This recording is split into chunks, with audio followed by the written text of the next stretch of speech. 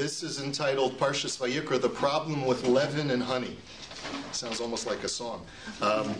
There's a lot to discuss in opening Sefer Vayikra. However, I wanted to discuss a particular mitzvah that is in the second chapter of Parshas Vayikra.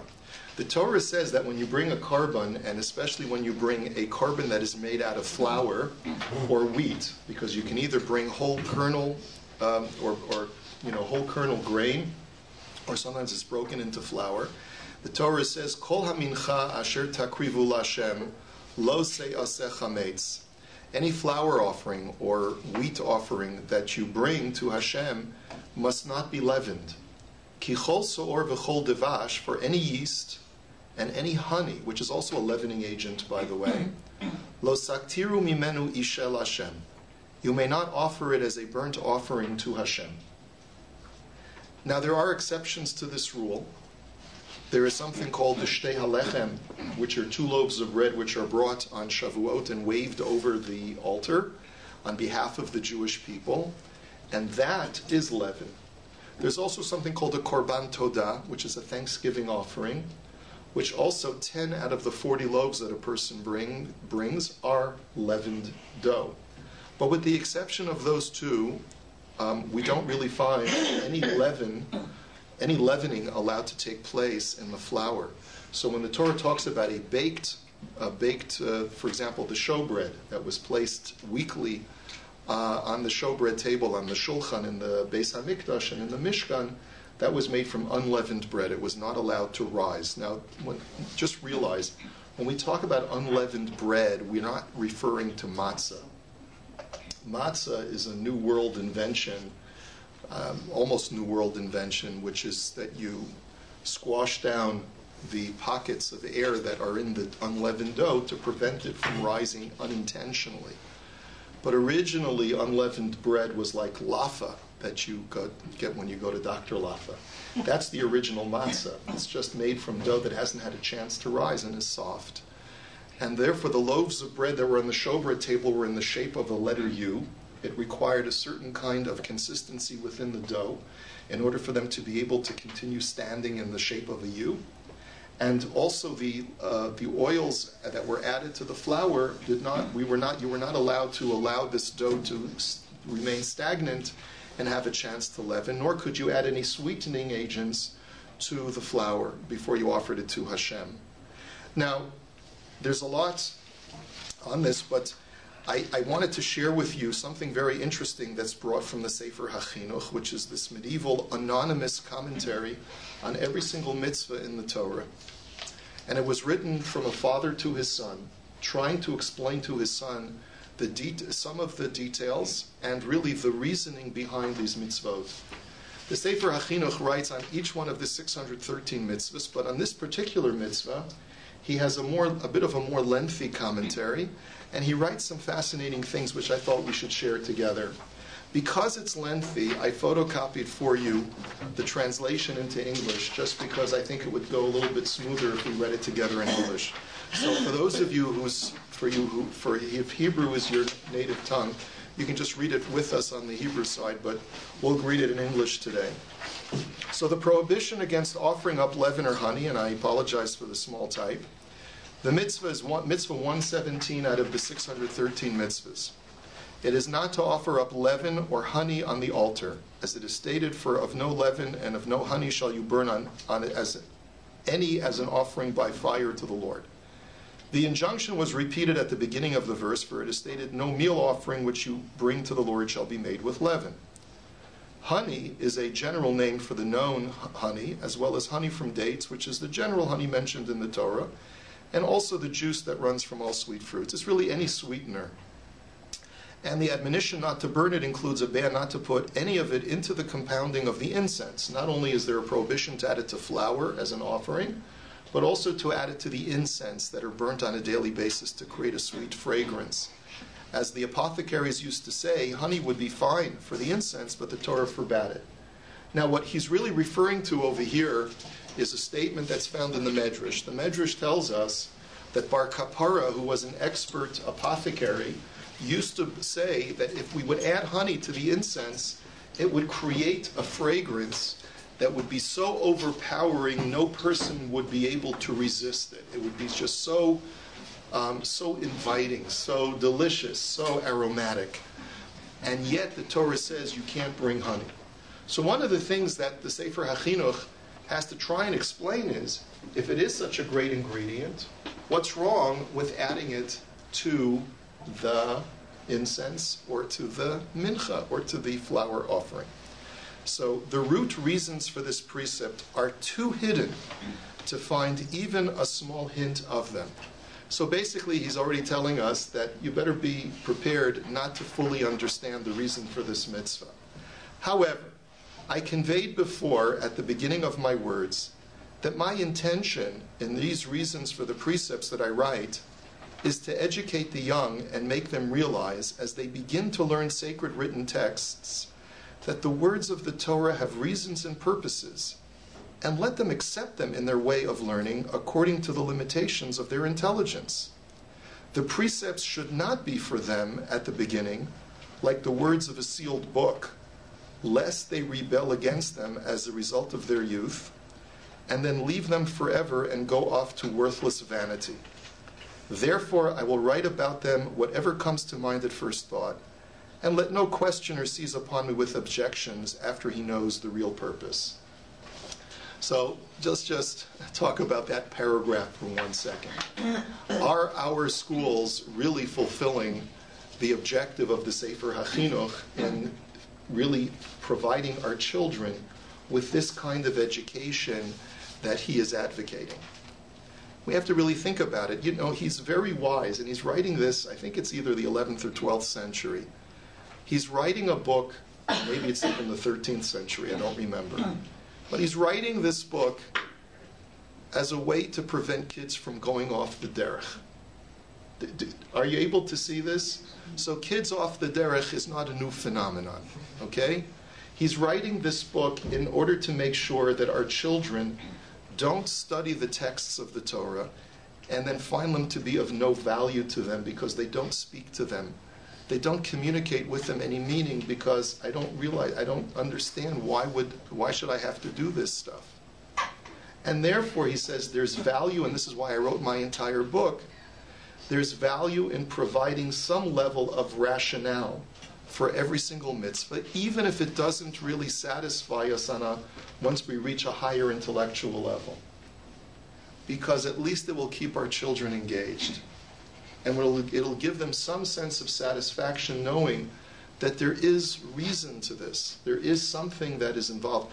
I may never know the deeper reason, but at least I can provide my children with some level of satisfaction that they know that there's purpose to this. And it's not just do it because God said. Der Eibishter hat gesagt. Right? Don't do it just because God said you got to do it. But do it because there's rationale, there's reason, there's purpose, there's meaning behind it. And we have an obligation, therefore, says the Sefer HaChinuch, to provide this nourishment, this intellectual nourishment to our children. And if we don't, then we run the risk of our children leaving Yiddishkeit. What profound words from a person who lives almost a millennium ago. Let us go on. Now, I say that everything to do with an offering is in order to bestir the thoughts of the person who brings it. In accord with that deed, he will acquire his conceptions in his soul. All as we have written earlier in Mitzvah 95, where he talks about how every person is affected by his behavior.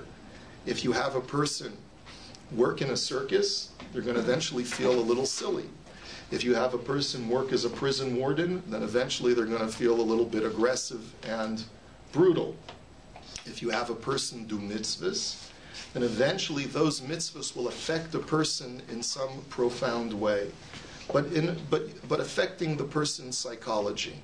And so therefore, even in this mitzvah, the prohibition of offering leaven or honey is also there in order to affect us in some way. Therefore, by keeping chametz, which is made in a long interval of time, far removed from his offering, a person will attain the idea of acquiring the quality of alertness, lightness, and swiftness in the activity of the eternal Lord, blessed is he. As our sages of blessed memory said, Be light as an eagle, swift as a deer, and strong as a lion, to do the will of your Father in heaven. So lesson number 1 is, don't let your mitzvahs leaven.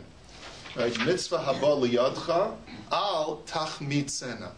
If a mitzvah comes to your opportunity, if you have the opportunity to do a mitzvah, don't let it become chametz. Don't allow it to remain. Don't let it to sit. Don't let it become stagnant. Do it right away. Be as light as a deer, swift as a deer, and light as an eagle in fulfilling the desire of your Father in heaven. The lesson is more essential in the meal offering of an individual than in the mincha of the community. For despondency and lethargy are rather found in an individual, since in a community one will alert another. So therefore we have to realize that when you're an individual bring a korban, the lesson has to be more directed towards the individual who may not be as easily influenced by a group of other people. Hence, the Torah was not insistent about it for a mincha of the community that was brought from time to time, such as the 2 loaves on Shavuot. And that's why when it comes to a communal korban, we do find leaven is permitted at certain times. But when it comes to individual korbanot, we don't allow a person to use leaven. With the showbread, however, even though it is also called a mincha of the community, because it was a continual, regular offering every Shabbos, the Torah was insistent about it, and we were commanded about it, too, that it should be of matzah. So even though the showbread is communal, and therefore one could argue, well, you don't have to be so insistent that it be unleavened, but because it's something that everyone sees on a weekly basis, the Torah wants us to remember about the principle of being unleavened. Okay, so far he's given us an explanation as to why it's important for us to have unleavened, right? So we have to sort of be kal kanesher, we have to be light as an eagle, ratz katzvi, we have to be as swift as a deer. And this is something that we're supposed to remember when we think about unleavened product. Now, the fact of the matter is that the first time that we're introduced to unleavened product is with the mitzvah of Pesach, where the Torah says, Ki b'chipazon yatzasa me'eretz Mitzrayim, that you left Egypt in a state of haste, and therefore when you eat the matzah, you'll remember this hastiness with which you left. I actually will be addressing this idea of chipazon, but I think it's important not to confuse chipazon with being ratz katzevi. The two things are actually not exactly the same, because there's a difference between being deliberate and methodical. You know, I think it was the poet Pope, Alexander Pope, who said that fools rush in where angels fear to tread.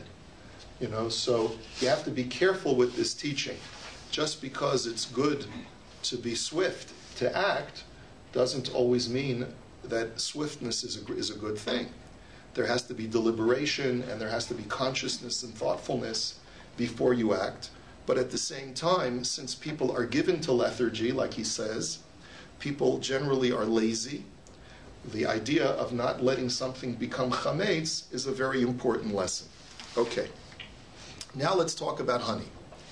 Now, concerning the rejection of honey, we would say to the tender children, in order to discipline them, that it is to influence one's concepts so that a person will minimize his striving after foods that are sweet to his taste, in the way that gluttons and guzzlers are always drawn after everything sweet. Thus, let him set his heart only on foods that are beneficial to his body and necessary to his sustenance, and that maintain the health of his limbs. Hence, it is fitting for every intelligent human being to set his intention in his food and drink not toward the purpose of the tactile sensations of his throat. You're not supposed to be hedonistic. You're not supposed to be in this for your own personal pleasure. You eat to live, not live to eat. If people were but wise, they would understand this, that the entire matter of the tactile sense is shameful for them. In other words, it's a busha for a person to live to eat, to constantly be searching for the next Epicurean delight. Then all the more certainly is it not fitting for them to aim for it and to take pleasure in it, but only what nature makes absolutely necessary. It was some of the men of wisdom who wrote that the tactile sense is something shameful for us. So here there's an aspect of asceticism that is contained within Judaism. Not that a person should deprive himself of nourishment so that his body becomes ill, but rather a person should not indulge in the physical delights of this world, including food. The objective of life is not to be able to try the latest kosher delight or kosher confection. The objective of life is to nourish oneself so that I can serve my Creator. Now, of course, this sounds a little bit austere, because there's no question that as we go through the Kuzari, we're going to discover a section where Rabbi Yehuda Halevi says that you can actually have a very holy and spiritual experience through tasting the delicious foods and the sweet foods that Hashem gave us in this world. And that's more of a Hasidish overtone to the Kuzari, who says that you can find actually spiritual growth through the physical delights of this world. But you can only get to that level after you've reached this level, which is, I know that the purpose of food in this world is not to give me a reason to wake up every morning. I know that the whole purpose of food is a means to an end. It's a means to my serving the Ribono Shel Olam. So let me choose the foods that are healthy for me, not just the foods that taste good, the sugar-coated cereals, but let me choose the food that's going to nourish me and allow me to serve the Ribono Shel Olam. So that's one of the reasons why a person should stay away from honey. There's a little bit of irony as well, because when we consider that Pesach has the same overtones as the prohibition of leavening agents, and yet we do everything that we can to turn unleavened matzah meal into a cake, right? Then we have to remember that we may be keeping within the halachic parameters of Pesach, and at the same time not in keeping with the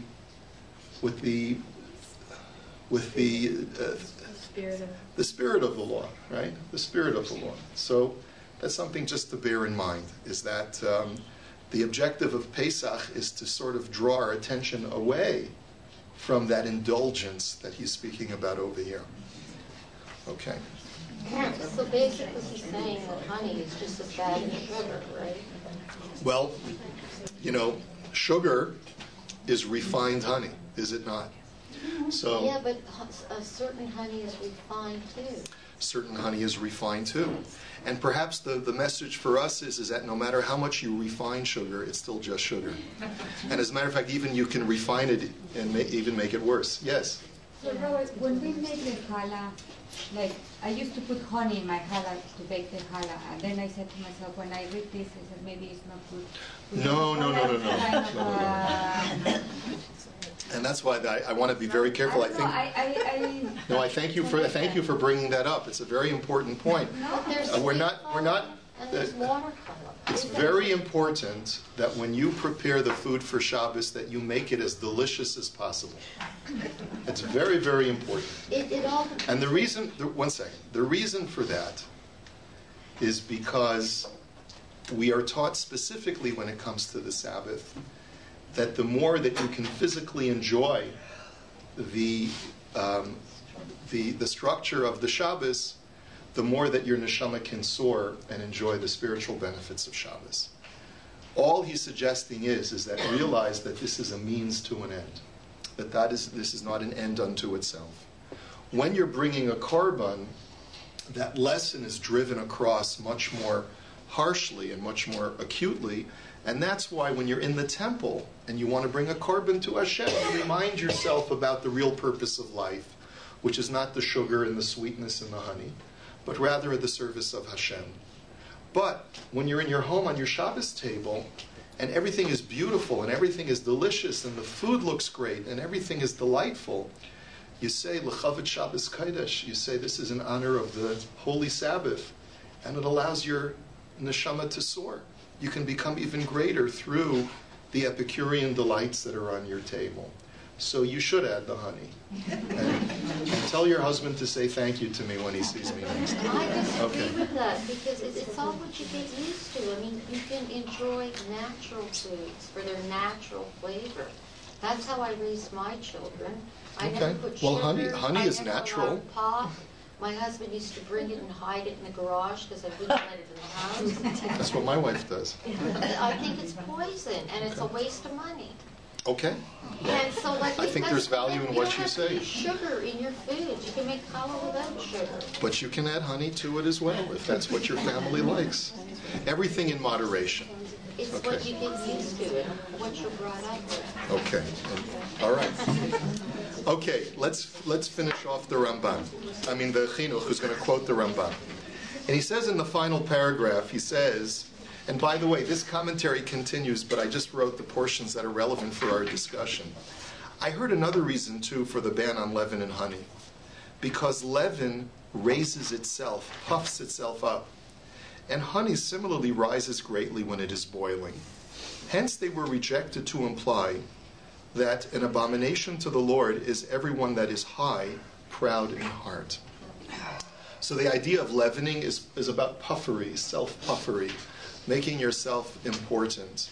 And that's what a person should not do when he's inside the temple. He should humble himself.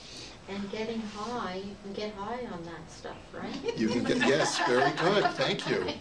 Yes, a commentary from the 60s. Moreover, I saw in the commentary of Ramban of blessed memory that he wrote this. This is exactly what the Ramban writes as well. This is his phrasing. Because the offerings are for the goodwill of the honored eternal Lord, those things which have a strong power to change states of nature are not to be brought. And so also should utterly sweet things like honey not be brought, but only tempered, balanced substances, as the sages of blessed memory said, in the creation of the world, he joined the quality of mercy with the quality of justice. There has to be balance. And I believe not only is the Ramban talking about the impropriety of arrogance and self-promotion and puffery, but I think he's talking about something else as well, which I think the Sefer HaChinuch is alluding to as well. And that is that, and perhaps this goes to what you've been discussing, which is when we bring a korban to Hashem, we're not supposed to view ourselves in that korban. You see, if I spend a lot of time patchkening around with my korban before I bring it, then it's really all about me. It's all about what a beautiful offering that I spent hours slaving over in my kitchen to bring to Hashem. Anytime you adulterate the korban and alter it from its natural state, the way that it is naturally occurring in the world, so then you're making the korban more about you than you are making it about Hashem. The reason why you're not supposed to leaven the ingredients is because Hashem wants you to acknowledge, Ribono Shel Olam, the world that you gave us, in the state that you gave to us, is a beautiful world. And I commit to you by giving you the natural state of the world that you gave us back to you. And see, so that's a very important thing. You know, the Medrash does talk about the value of human endeavor within this world.